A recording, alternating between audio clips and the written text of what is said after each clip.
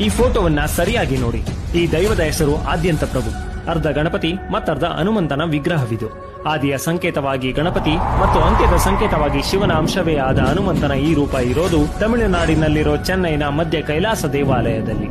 ಇಲ್ಲಿಯ ಮುಖ್ಯ ದೈವ ವಿನಾಯಕನೇ ಆಗಿದ್ರೂ ಸಹ ಸುತ್ತಲೂ ಶಿವ, ವಿಷ್ಣು, ದೇವಿ ಮತ್ತು ಸೂರ್ಯನ ಗರ್ಭಗುಡಿಗಳು ಇವೆ. ಪ್ರತಿದಿನ ಮಧ್ಯಾಹ್ನದ ಹೊತ್ತಿಗೆ ಪುರೋಹಿತರು ಸ್ನಾನ ಮಾಡಿ ಒದ್ದೆ ಬಟ್ಟೆಯಲ್ಲಿ ಮುಖ್ಯ ವಿನಾಯಕನ ವಿಗ್ರಹದ ಕಾಲಡಿಯಿಂದ ದರ್ಬೆ ಮತ್ತು ವಿಷ್ಣುವಿನ ವಿಗ್ರಹಕ್ಕೆ ನೈವೇದ್ಯ ನೀಡಿದ ಅನ್ನವನ್ನ ತಂದು ಶಿವನ ಗರ್ಭಗುಡಿಯಲ್ಲಿ ಇಡಲಾಗುತ್ತೆ. ವಿಸ್ಮಯವೆಂಬಂತೆ ದರ್ಬೆ ಮತ್ತು ನೈವೇದ್ಯದ ಅನ್ನ ಪಿಂಡದ ಉಂಡೆಯ ರೀತಿ ಮಾರ್ಪಾಡಾಗಿರುತ್ತೆ. ಕಡೆಗೆ ಈ ಪಿಂಡದ ಉಂಡೆಯನ್ನ ಸೂರ್ಯನ ಗರ್ಭಗುಡಿಯ ಬಳಿ ಕಾಗೆಗಳಿಗೆ ಇಟ್ಟು ಬರೋದು ಇಲ್ಲಿನ ವಿಶೇಷ. ಇದೇ ರೀತಿಯ ಆದ್ಯಂತ ಪ್ರಭುವಿನ ದೇವಾಲಯ ನಮ್ಮ ಬೆಂಗಳೂರಿನ ಯಲಹಂಕದಲ್ಲೂ ಇರೋದು ಮತ್ತೊಂದು ಅಚ್ಚರಿ. ಚೆನ್ನೈನಲ್ಲಿರೋ ದೇವಾಲಯದಲ್ಲಿ ಭಕ್ತರೇ ಸ್ವತಃ ಪೂಜೆ ಮಾಡುವ ಅವಕಾಶವಿದ್ದು ನವಗ್ರಹಗಳ ತೊಂದರೆಗಳು ಇಲ್ಲಿ ನಿವಾರಣೆಯಾಗುತ್ತವೆ ಎಂಬ ಪ್ರಖ್ಯಾತಿ ಕೂಡ ಇದೆ.